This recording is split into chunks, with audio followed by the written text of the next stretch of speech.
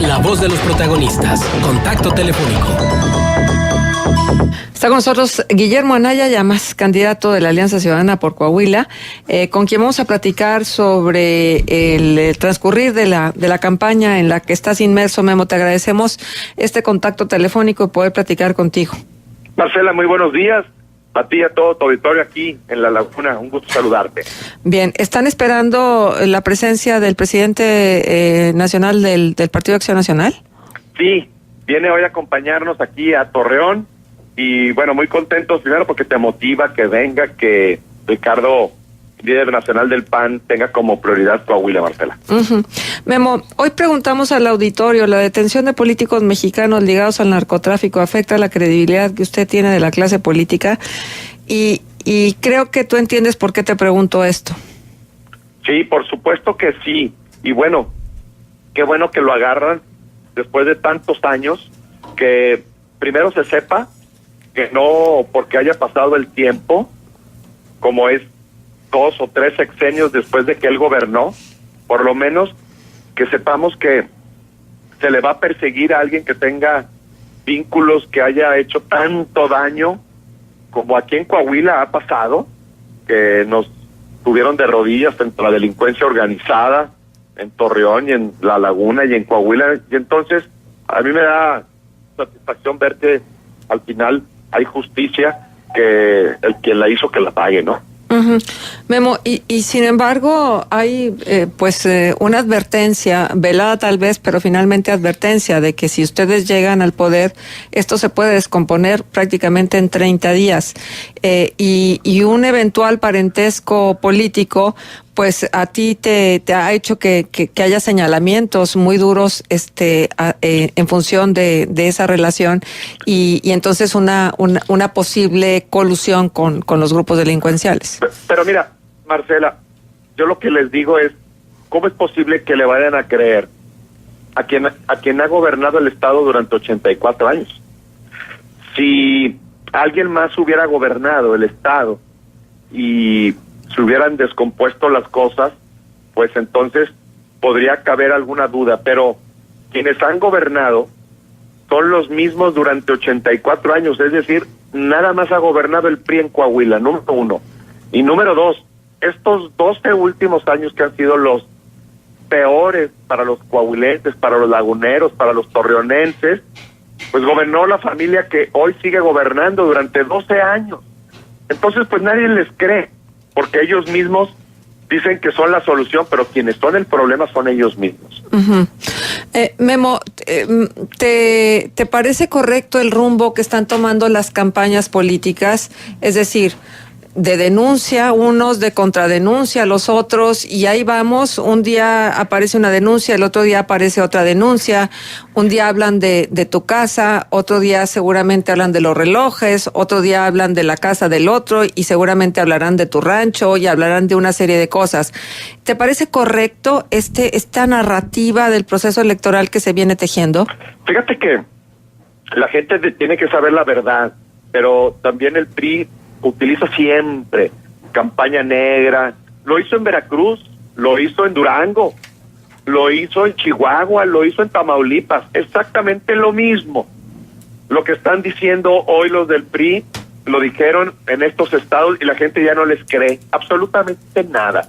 Por eso yo siempre he tratado en esta semana que acaba de concluir, de la primera semana de campaña, hablé de un tema prioritario, que es el tema de la salud, que no hay medicamentos, que por causa de la corrupción de empresas fantasmas, que son hechos que allí están, que todos conocemos, que son hechos públicos, comprobados, demostrados, donde haya un contraste. Yo estoy a favor de las campañas donde haya contraste de las trayectorias de cada uno de los que quieren un cargo público, para que se sepa lo que hicieron antes. Por ejemplo, en mi caso, yo fui alcalde de Torreón, y nadie puede negar lo que hice porque es una realidad, lo que hice y lo que dejé de hacer. Que encontré un municipio endeudado y dejé 0 deuda. No es algo que yo invente, sino es algo que ahí está, que los documentos históricos lo comprueban. O por ejemplo, hablando de materia de seguridad pública, cuando yo fui alcalde de Torreón, una de las ciudades más seguras del país, datos de la Secretaría de Gobernación, no son datos que yo haya hecho. La gente, cuando la gente de Torreón, cuando yo era alcalde, se sentía tranquila y segura. Invertimos más de 250 patrullas para que vigilaran la ciudad. Eran los policías mejor pagados de todo el estado, mejor preparados, mejor capacitados. Y eso es lo que quiero yo para Coahuila, Marcela, y eso es lo que voy a lograr, porque estoy convencido que el mayor reto no es vencer al PRI. El PRI está ya derrotado, es vencer el miedo, estas campañas de miedo, de que si llega otro partido político, solamente ellos saben gobernar con seguridad, que si llega alguien más se va a descomponer el Estado. Esta es la campaña del miedo que utiliza el PRI, y estoy convencido que la gente está harta de ello.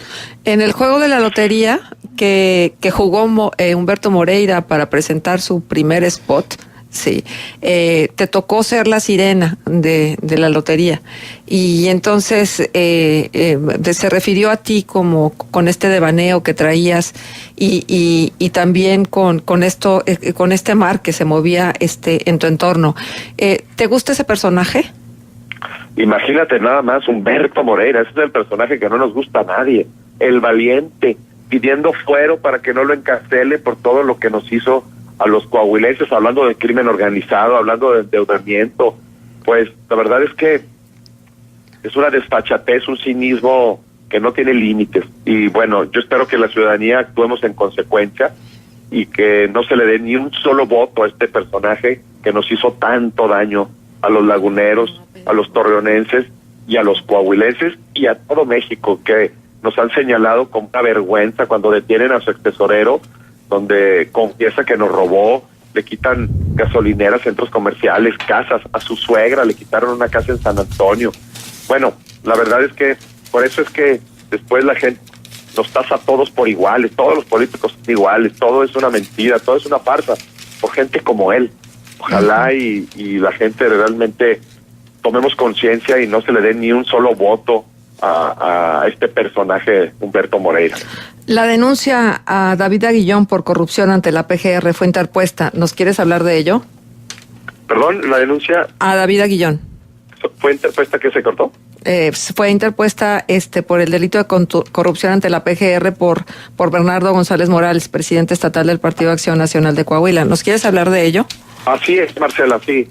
Para los que no conocen a David Aguillón, pues es una persona que siempre se ha manejado atrás de Humberto Moreira y ahora atrás de Rubén, y que se la ha vivido pues al margen o a costa del poder, haciendo mucho daño en el Estado, corrompiendo las instituciones. Hoy mismo, de hecho, está tratando de doblarles el brazo a el Instituto Electoral, tratando pues de que hagan cosas indebidas los consejeros, los está presionando. Es el poder tras el trono, haciendo mucho daño y corrompiendo a las instituciones. Por eso se le puso esta denuncia por hechos comprobados, y que bueno, lo que vamos a hacer la semana próxima es ir ante la Procuraduría General de la República para darle seguimiento, para que las cosas no queden ahí. Yo recuerdo, Marcela, cuando yo denuncié por primera vez el endeudamiento de Coahuila, el Moreirazo, y que muchas gentes pensaban, no, pues esto es algo nada más de campaña, luego pasa la campaña y queda en el olvido. Ya vemos que no fue cierto que quedara en el olvido, que es una triste realidad el endeudamiento de más de 36 mil millones de pesos que estaban vinculados al crimen organizado con funcionarios de primer nivel del gobierno del Estado.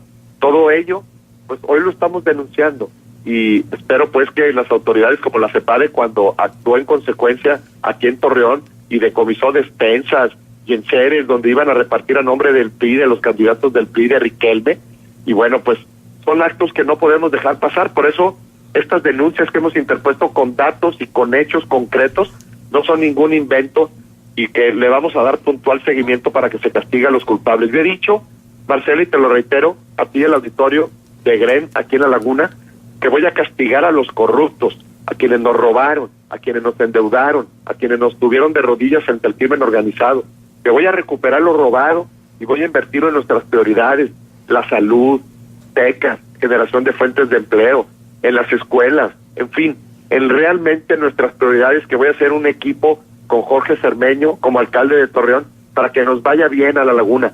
Ya no queremos estar castigados con estos alcaldes y con estos gobernadores que nos ha ido de verdad muy mal en los últimos años. Ajá. Leonor Gómez Barreiro está en la mesa y tiene una pregunta para ti. Hola, Leonor. Hola, ¿qué tal? días. Muy buenos días. Bueno, hoy el Diario Digital, sin embargo, publica una nota muy interesante que dice: dichos y hechos, todos hablan de transparencia, pero solo el 7% de los 19 candidatos en el 2017 presentaron su 3 de 3. ¿Usted ya lo hizo, candidato? Hay que recordar que ya presentamos, cuando te registras, todos tus datos patrimoniales, presenté antidoping, carta de no antecedentes penales. Esto ya lo hice ante la autoridad electoral y lo voy a hacer también ante el Instituto de Competitividad. Bien, con respecto a las iniciativas que hay o a las propuestas que usted ha dado para la campaña, por ejemplo, el tema de salud. Finalmente esto es un tema complejo que comprende a diversas instancias de gobierno. Específicamente, ¿cuál es la propuesta que usted va a lanzar para resolver este problema que hay en Coahuila? ¿En materia de salud, me dice Leonor? Sí.